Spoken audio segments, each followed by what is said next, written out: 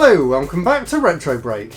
In this week's episode, I was planning on doing a review of this game here, but that's going to be waiting until next week now, because this game is a lot longer than I thought it would be. So, I was in a bit of a dilemma. I didn't know what video to do this week, and I was looking around at my game collection to try and get some inspiration for this video. And I thought back to a comment that I got on my last video, and to be honest, when I first read that comment I was actually going to try and defend it, but maybe he actually has a point. So in this video I'm going to be talking about my game collecting habits and how it's ended up in the state that it is today. There's a lot to get into in this video and I hope it's going to be really interesting to anyone out there interested in game collecting or anyone who's facing the same kind of problems that I am. So thank you all so much for taking the time to watch this video today, and I really hope you enjoy it.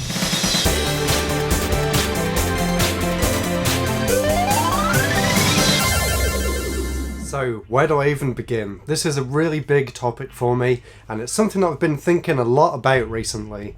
We're actually looking at moving house at some point next year, and one of the things that I keep thinking when we go to look around the houses is, where's the game room going to be? Where am I going to be able to store all of this stuff that I've accumulated over the past 20-something years? And yes, I have been collecting games for that long, and it didn't even start out as me planning to collect games, it just kind of happened. So I'm going to take a look back and try and pinpoint exactly where I think my game collecting addiction came from, and what I'm going to do about it in the future. So games for me growing up were a big part of my childhood, and every time I got a new game from my parents or my grandparents, it was a really big deal to me. And because I didn't get the games that often, I dedicated a lot of time and energy to really understanding the games on a deep level. But as soon as I started getting my own money, things seemed to change. I actually remember in detail the very first game that I bought with my own money, and that was Bomberman Tournament on the Game Boy Advance.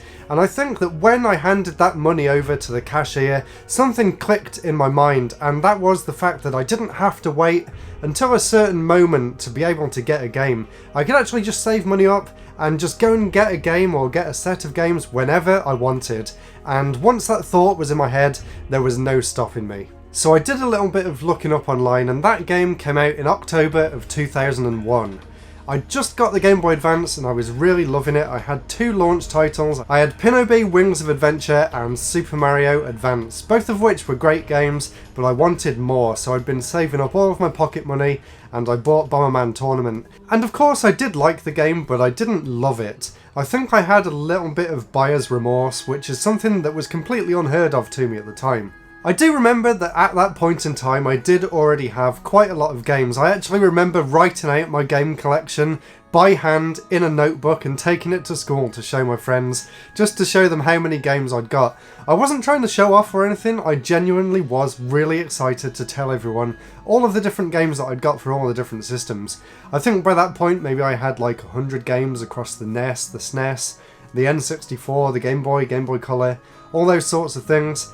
So from that point on, I always tried to make a mental note of all the games that I had for all the different systems, and where I got all the games from, and how much they were, and all things like that. And that's something that I still do to this day. Honestly, you could ask me about any single game that I've got in my game collection, and I could tell you where I was when I got it, and how much it was. But just after that point, a year later in 2002, the GameCube was coming out, and this was the first console that I had to buy with my own money, so I made the stupid decision of selling my N64 and all my games in order to buy the GameCube. At the time I thought it was a great idea because I was a huge Nintendo fan and I was very excited about their upcoming system.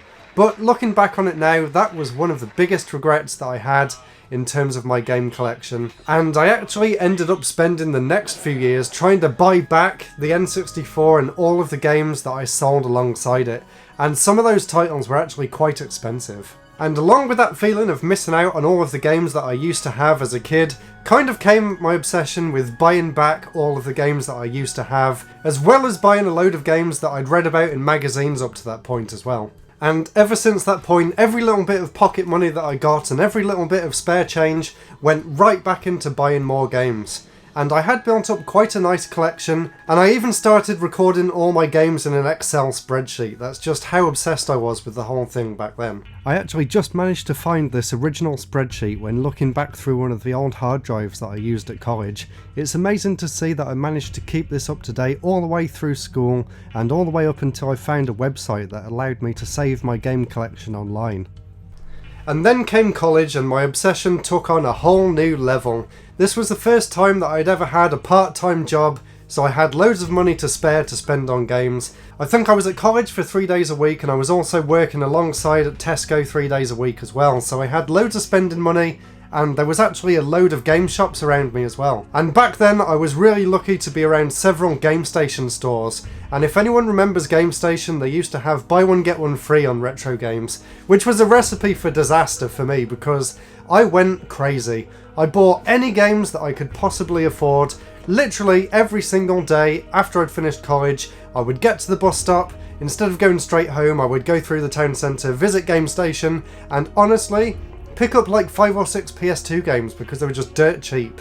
I didn't even care what they were, I just cared about amassing a huge stack of games. And to be honest, I do kind of regret that these days.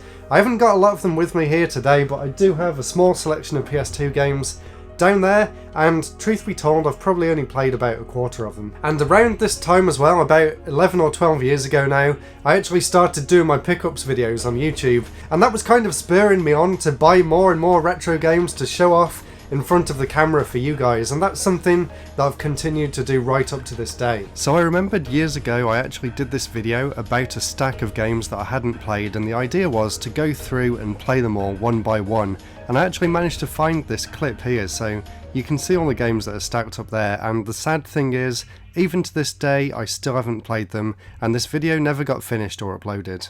All of these are brand new games that I haven't played, so I'll work my way up. Hopefully there'll be some good ones there, and there's some videos as well, and some games there. So let's get started with Hell Knight for the PlayStation 1. And then a few years after that I moved away to uni, and I've actually got some photos to prove that I did this. So every year in uni I moved it from one place to another, and I would always start off with a completely empty shelf, and then at the end of the year that shelf would be completely full of games, thanks to all of the different conventions that I went to, thanks to the fact that there were some amazing retro gaming shops where I lived at uni in Stafford. Unfortunately they've all closed down these days, but once again, just like my days at college, I was just buying everything for the sake of it. Whether I was planning on playing it or not, I would just keep accumulating more and more games. Partially to show off on YouTube, and partially literally just because I thought the covers looked cool. And around this time as well, about 10 years ago, I set up my account on a website called Backloggery. During college I'd actually been using a different website to track my retro gaming collection called Playfire, but unfortunately they shut down a few years later, so I moved over to Backloggery and I got obsessed with tracking my game collection on there. But there was one part of that website that kind of got me hooked in a bad way, and that was seeing how I ranked against everyone else on the site. So let's say at the time I had 1,500 games, for example, on there. I would go on the members list and see who the next person up was, and then literally try and buy the amount of games to get one higher than that person to try and get myself higher up the list. I know that's a stupid way of thinking, but honestly that's where my brain was back then. It was all about quantity over quality. And I'm honestly so glad I don't do that anymore, because that was a really bad way of thinking about things. So when I finished uni, I moved back home, and I had to bring all of the games that I'd bought while I was there back home with me, and I feel really sorry for my parents because their house is still full of boxes and boxes of games that I didn't even have room to bring into this house with me. Literally, if you go in their loft, there's just boxes full, and they've got a cupboard under the stairs which is full of my stuff, and there's a spare room that's full. I've got some photos I'll try and show you guys, but honestly when I do get my own house I'm going to hopefully take all that stuff with me and then just have a look at my collection and see what I want to slim down, because literally there is way too much. On Backloggery it says there's like over 1,000 games that I've not even played, which is a bit insane, honestly. So after uni, of course, I managed to get my full-time job, and along with that came a lot more money as well. So I ended up going to a lot of gaming conventions and just buying and buying and buying and buying and buying all of the stuff that I could possibly get. maybe doing a video on 1 or 2 games, maybe playing 1 or 2 games out of the 50 or so that I bought at the convention, and the rest I would maybe play for a minute or 2 and then they'll just go in a box or a shelf somewhere and never even be thought of again. I think I've even got some games back here that are still sealed that I've never even opened. So I guess that kind of brings me up to today and what I want to do about all this. So I've been thinking long and hard about the fact that I'm obviously buying way too many games that I've ever got the chance to play. And honestly, one of the reasons I was doing this video is because I did actually just buy another load of games, and I was actually planning to come here and do a pickups video. I've got loads more over there as well.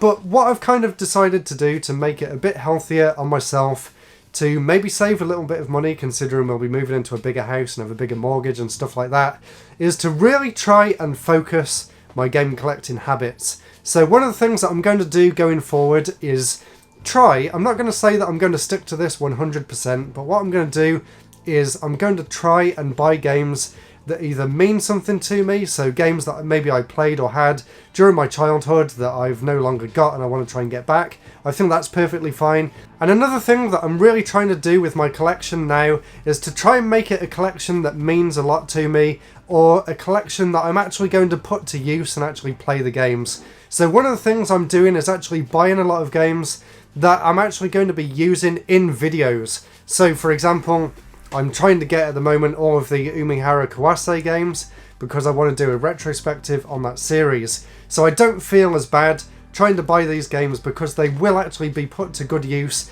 and I will appreciate the games. I'm not just buying it to go and sit on a shelf or something. Like if you have a look up there, look at all those DS games just stacked up there that I've never played.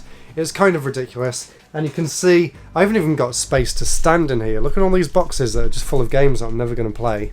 So one of the things I'm going to do is buy games for specific reasons.